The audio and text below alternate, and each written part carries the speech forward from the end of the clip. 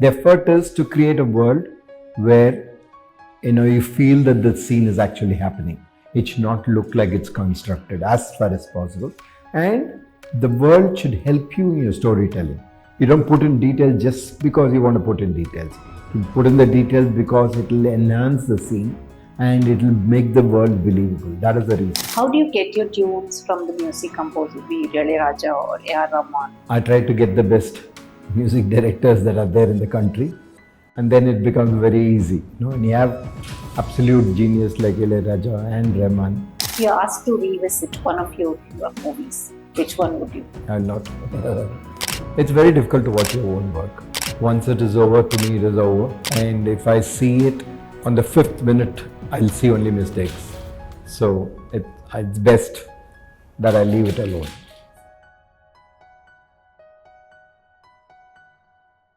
So this is your second project with Kamal Haasan. Yeah. So, how do you look at Kamal? How has he changed between Nayagan and Acclaimed? I think he was a very evolved artist even then. He was national award winning and he was one of the best talent even then. So it is not as though it's a sudden change or growth. It's just that you give him any role, he finds a way of finding a place within that. So, where do you see him compared to Nayagan and Acclaimed? It is a long time, more than 3 decades. Yeah, I think to me it doesn't look like a long time in the sense, though it is a long time. But because I'm in touch with him, I'm also seeing all his films, so it looks like that. And when I did Nayagan with him, it was very early part of my career, and he trusted us with the film and gave us the freedom to do that. So that trust and freedom continues after all these years. So it's as if the gap was not really there. I don't know whether there's there's a difference because the character is very different. There was shades of it where there was a graph in that from younger one to the older one. Here there's a jump. This is not a graph. It's a jump to a character and then the transition, So I think the character defines it. Okay, so be it Nayagan or your recent Ponniyin Selvan or earlier Maunaragam or whatever, there is so much attention to detail in all your movies, like the sets of Dharavi here or in Ponniyin Selvan, like how you show the ocean and you bring Kalki to life. So, do you actually take so much pains to bring all this attention to detail, and how do you work on that? Sometimes I think we are not working enough on that. I think you are trying to recreate life, so any amount of detail is worth it. So, but some point of time you have to draw a line and try to make it as believable, as real as possible. That is the effort. The effort is to create a world where you feel that the scene is actually happening. It should not look like it's constructed as far as possible. And the world should help you in your storytelling. You don't put in details just because you want to put in details. You put in the details because it will enhance the scene and it will make the world believable. That is the reason. So, what actually ran in your mind when you shot this Tenpandisi Mele song in Nayagan? Because that always plays in loop in my mind every time.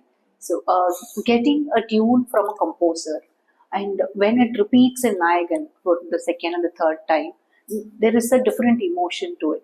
So, what actually ran in your mind when you decided? When I first narrated the outline to Raja sir, and I finished the narration, he had this harmonium in front of me, in front of him, and this is what he played.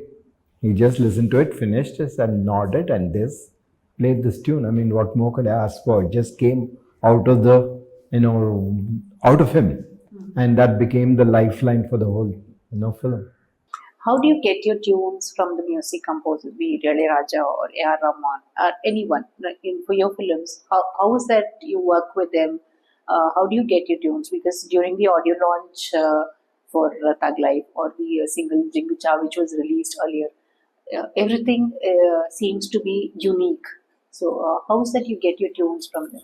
I try to get the best music directors that are there in the country, and then it becomes very easy. When you have absolute genius like Raja and Rahman, my job becomes very easy.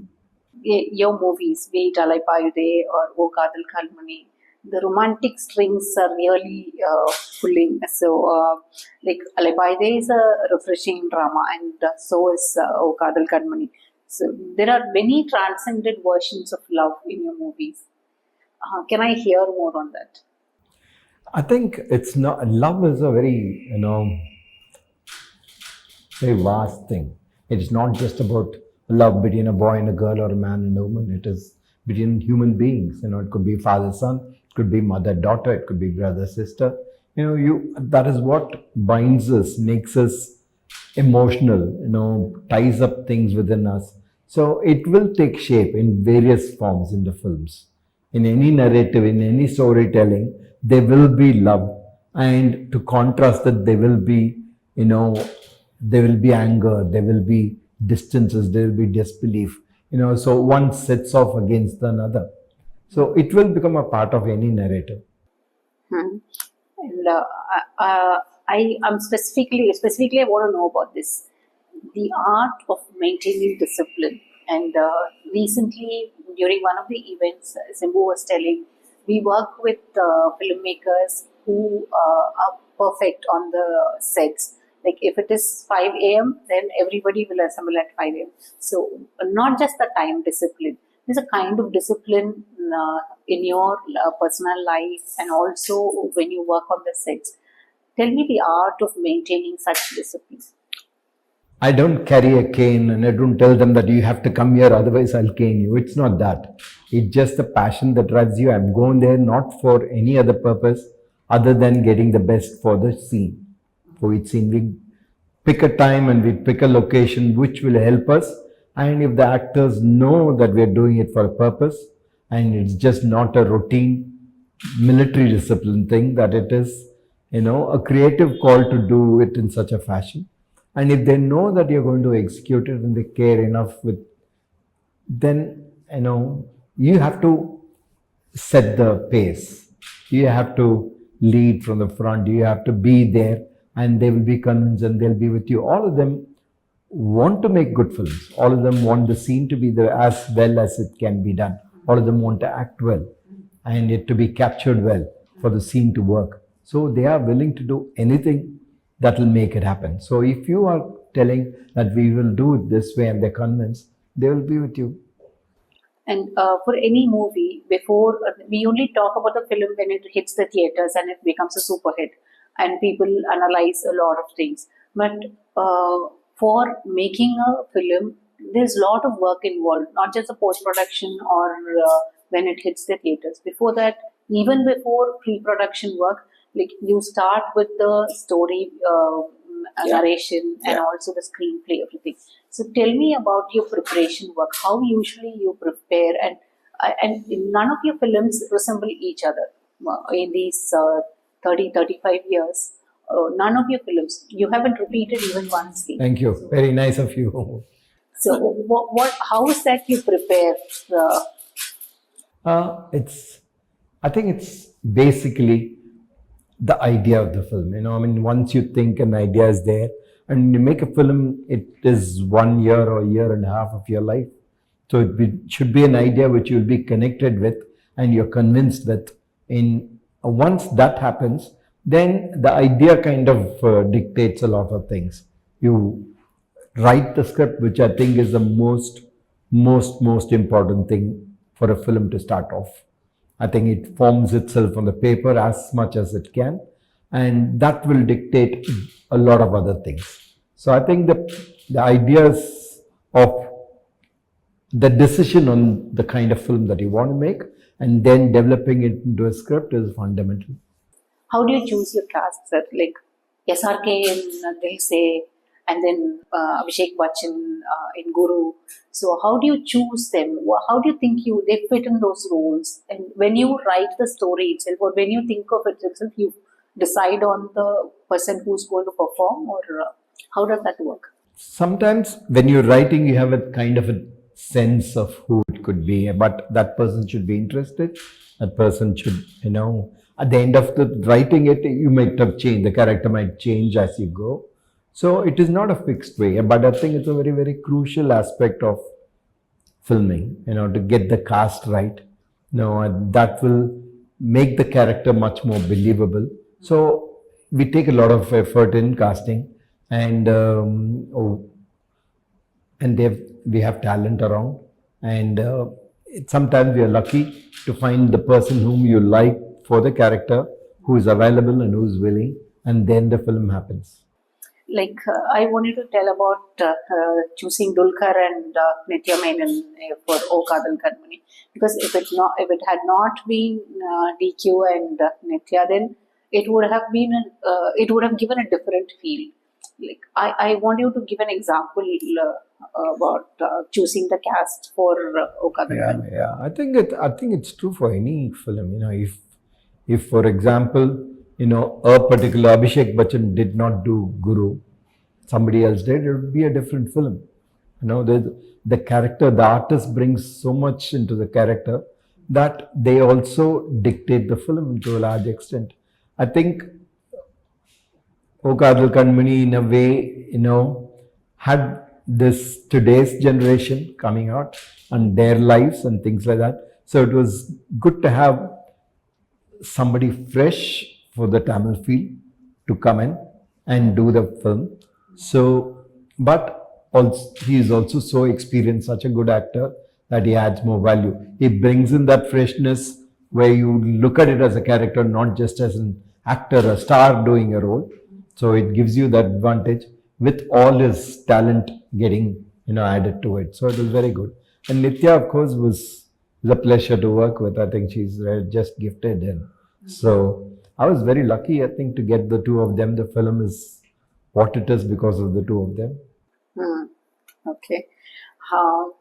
Well, very nice. I wanted such an answer for this, and I actually loved that movie, O Kadal Kanmani, because, as you say, there's so much freshness in it. Even now, if I go to watch it, it's like it gives a different feel.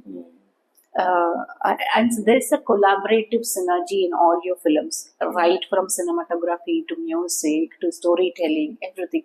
Do you think this has to be practiced? This collaborative synergy has to be there to ensure that the film is a super hit or it delivers what you expect? No one can assure you a super hit, first of all. It happens.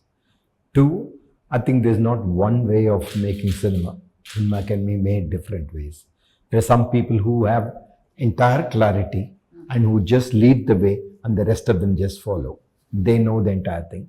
Whereas some of us convert it into one collaborative effort, So I'd like every one of them to pitch in to add value to the film. So, and it could be anywhere between the two, the extremes. So it is not a fixed way. It is just what suits you and what suits the actor with whom you're working. Or not just actor, even the technicians. If you're asked to revisit one of your movies, which one would you? I'll not.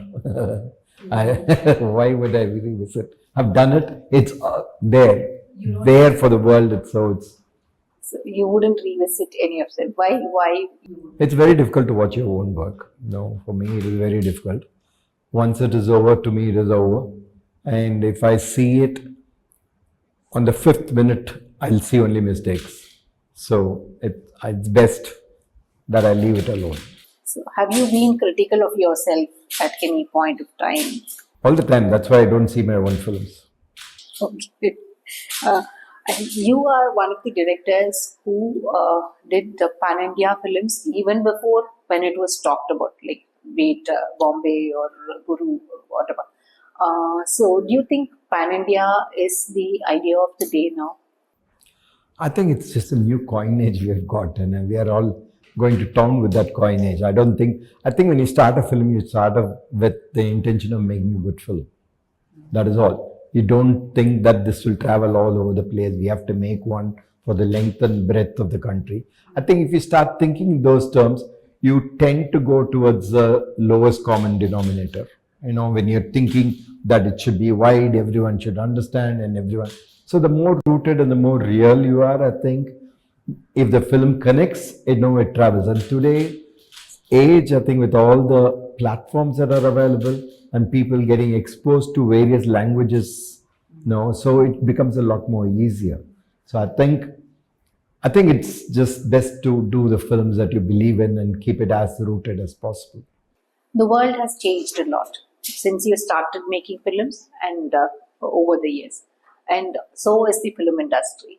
So, how do you adapt yourself to the changing scenarios? How do you revolve and evolve over over this time? Like, do you think you will have to give fresh ideas and thoughts to the younger generation? How do you adapt to the changing situation? I adapt exactly the way you adapt. All of us live through and we all adapt to, day by day, all the changes that happen. It's no different. It is not that I want to give a different message to the new generation. I don't look at it like that. First, I don't think my job is to give messages. It is not.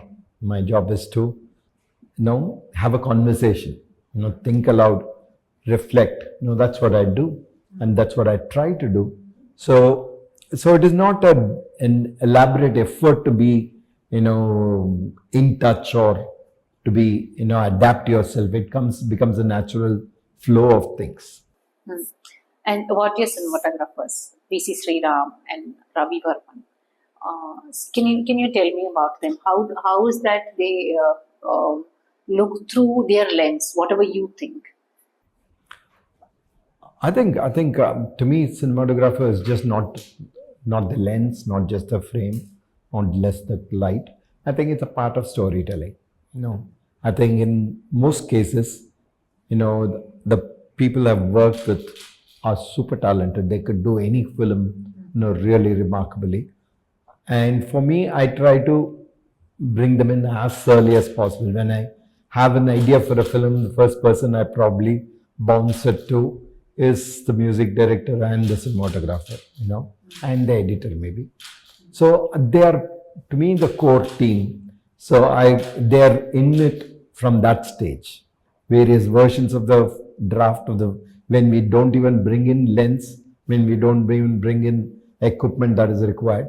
We're just looking at what is the story, what is the screenplay, what is the scene, who are the characters. They come in at that point of time. They're there most of the time when I do the casting. They're there to photograph them, see whether it is believable. So they're, to me, co-filmmakers. Okay. So do you miss PC Sriram? Of course I miss him. I would definitely wanted to do another film with him, but it should come right, We will do. I think we've always had this belief that we can do films together. Before I got into film industry, PC and I used to carry my script and go from producer to producer. So our, dreams, and he got a break somewhere, I got a break another place, and took us several years before we could come together. And when we worked together, I think we were ready to push each other. We were ready to experiment, fall down, make mistakes, learn from it and carry on. And we also realized it's good for us to keep developing individually, that he would work with others, I'll work with others, and we can come back anytime. So that's been is somebody with whom my dreams of making cinema has been developed with. What is your take on making mythological films, like making films from epics? How difficult it is to make such movies? I think it's difficult to make any film. The getting into mythological films possibly takes a lot more effort. That's all. It has, but that is not the thing that will make or break. Just means more effort, more details, more contribution from more people and things like that. So I don't think that is an issue. It's just whether there's a story that you want to say, and whether it's something that you connect to at this point of time when you believe in and you want to share. You have made films with Mammootty, Mr. Mohanlal, and also Prithviraj. Yes, Prithviraj, yes, Ravan. So, what is your take on the Malayalam industry? What do you have to say? What is my take? I think it's the best industry going. I think they make amazing films. I think newer talent keeps coming up. and the writers are fantastic, and I think they're really setting the bar very high. They're showing the way. I think it's just amazing. Okay, and then the authors you like the most. Like last time when I came to meet you after Ram, I saw a book on Ambai. I love Ambai. She's quintessential. So the authors you read the most, and you where you draw your inputs from. I don't think we should look at where you draw your inputs from. It's not that. It may never. But what kind of, what is way above, what you're doing now? What is it that you aspire? What is it that you like, in storytelling? And there've been plenty of authors and books, and they keep evolving. And every time you come up with something new, you know that there are minds which are very sharp, and which has a beautiful way of telling that story to you, bringing peak characters alive in front of you. So you learn all the time. Whom you read the most? So the author you read the most, you love. I think I read in between films. Now that this is over, I'll get back to some reading, and then when next film starts, I just lose it. I have to concentrate on this. So my thing is a little sporadic.